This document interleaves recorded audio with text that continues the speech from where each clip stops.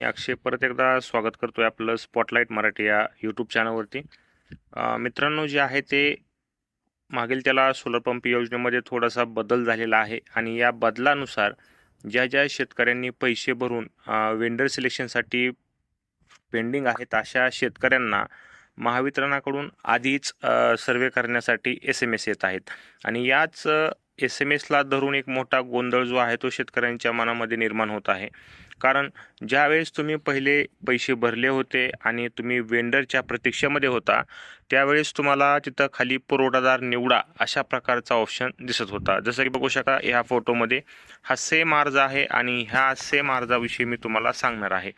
पुरवठादार शोधा म्हणजे हा अर्ज तुमचा मंजूर झालेला आहे आणि तुम्हाला आता कंपनी निवडायची आहे आणि कंपनी पुरवठादार शोधा या ऑप्शनला क्लिक केल्यानंतर तुम्हाला सांगितलं एक्झॅक्टली हेच सांगितलं जात होतं की पंप मर्यादा समाप्त कोट म्हणजेच की वेंडर कोटा जो आहे तो उपलब्ध नाही. पण गेल्या 2 आठवड्यापूर्वी एक महावितरणाकडून नवीन अपडेट आलं आणि महावितरणाचे जे काही ॲप्लिकेशन आहे लाईनमॅनचं त्या ॲप्लिकेशनला ज्या ज्या शेतकऱ्यांनी फक्त पैसे भरलेत आणि अशा प्रकारे ऑप्शन त्यांना आलेले आहेत पुरवठादार शोधा अशा शेतकऱ्यांना सेल्फ सर्वे करण्यासाठी सर्वे करण्यासाठीचे SMS जे आहेत ते महावितरणाकडून आणि वायरमॅनकडून पाठवण्यात आलेले आहेत आणि ह्यालाच मोठा गोंधळ जो आहे तो शेतकऱ्यांच्या मनामध्ये निर्माण झाला आहे की सर्वे करायचा का नाही.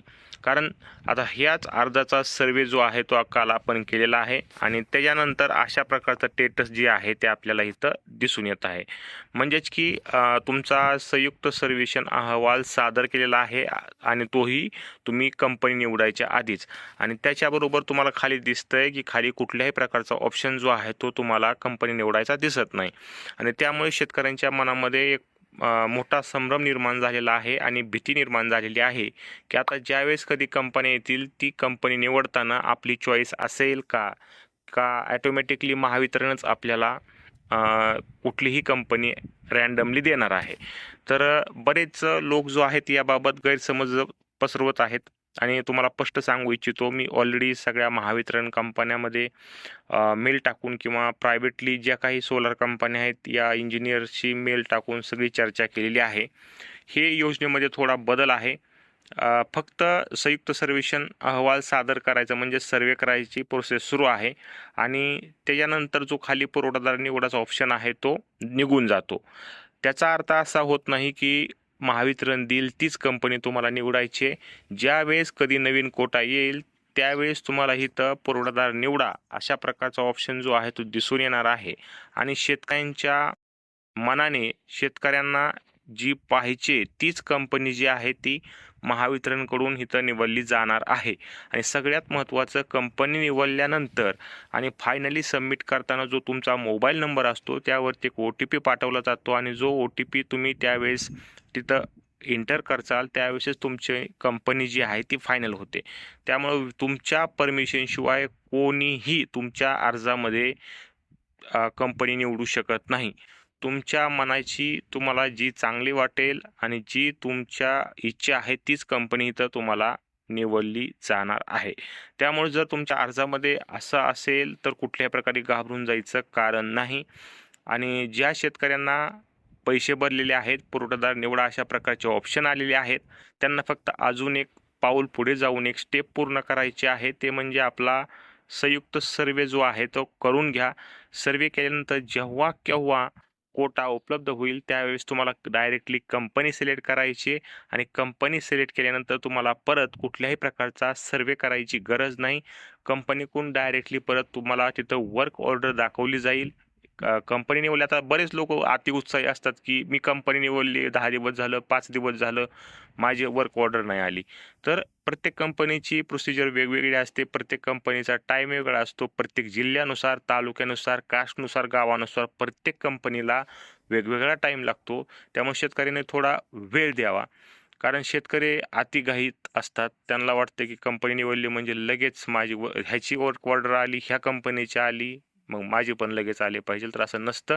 प्रत्येकाची प्रोसिजर असते. कधी कधी 20 दिवस लागतात 25 दिवस लागतात. लोड जास्त असेल तर महिना दीड महिनासुद्धा लागतो. हां असो. पण ज्यावेळेस तुम्ही कधी कंपनी निवडसाल त्यावेळेस तुम्हाला डायरेक्टली वर्क ऑर्डर निघेल आणि तुमचं जे काही मटेरियल आहे ते डिस्पॅच होईल आणि तुमचं इन्स्टॉलेशन होईल. आणि इन्स्टॉलेशन झाल्यानंतर एक ती कंपनीची जबाबदारी असते, ते येऊन सर्वे करतात, ती त्यांच्या पेमेंटसाठी सर्वे असतो. त्यात शेतकऱ्याचा कुठल्याही प्रकारचा काही संबंध नसतो. त्यामुळे तुमचं काम तुम्ही करा. आता फक्त तुम्हाला संयुक्त सर्वे करून घ्यायचा आहे. जर अशा प्रकारे तुम्हाला ऑप्शन दिसत असेल पुरवठेदार शोधा, तर तुम्हाला सर्वे करायचा आहे आणि बाकीची प्रोसेस कंपनी यायची वाट बघायची आणि कंपनी निवडायची. तर मित्रांनो, अशा प्रकारे हे अपडेट होतं, कारण यालाच मोठ्या प्रमाणात शेतकरी गोळून गेले होते आणि सर्वे करण्यासुद्धा शेतकरी तयार होत नव्हते. पण कुठल्या प्रकारचं घाबरायचं कारण नाही. हा सर्वे म्हणजे फक्त एक प्रोसेस आहे, ती करून घ्या. कारण कंपनी निवडल्यानंतर ही पहिलं सर्वे करावा लागायचा, त्याच्या आधीच हा सर्वे होतोय. त्याच्यानंतर तुम्हाला कुठल्याही प्रकारचे कुणालाही कॉल करायची वगैरे गरज नाही. तर आशा करतो की आपल्याला माहिती समजली असेल. आणि मित्रांनो, अशाच प्रकारच्या नवीन माहितीसाठी स्पॉटलाईट मराठी या यूट्यूब चॅनलला सबस्क्राईब नक्की करा. आणि सगळ्यात महत्त्वाचं म्हणजे आपण आपल्या सोलारसाठी जे आहे ते एक व्हॉट्सअप ग्रुप क्रिएट केलेले आहेत. आपले ऑलरेडी व्हॉट्सअप ग्रुप जो आहे तो फुल झालेला आहे. हा दुसरा ग्रुप आहे, याचे पण काहीच मेंबर शिल्लक आहेत. लिंक आपण खाली दिलेली आहे, तिथं जाऊन तुम्ही ग्रुप जॉईन करू शकता.